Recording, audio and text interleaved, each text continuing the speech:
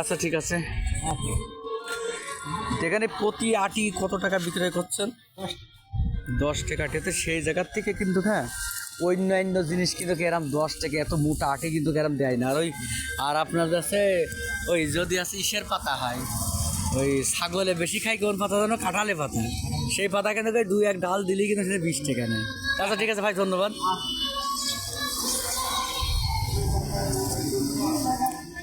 বন্ধুরা, এটা থেকে একটা নতুনত্ব মনে করো ব্যবসা, যেটা Sourav autos and Mondal cycle স্টোরের থেকে এই ভাইয়ের আছে নিজস্ব গাড়ি আছে, সেই জন্য সাশ্রয়টা কম হয় এবং যেসব খরচ হয় সে খরচের তুলনায় মনে করো বিক্রয় শেষে তার একটা মুনাফা কিন্তু থেকে যায়।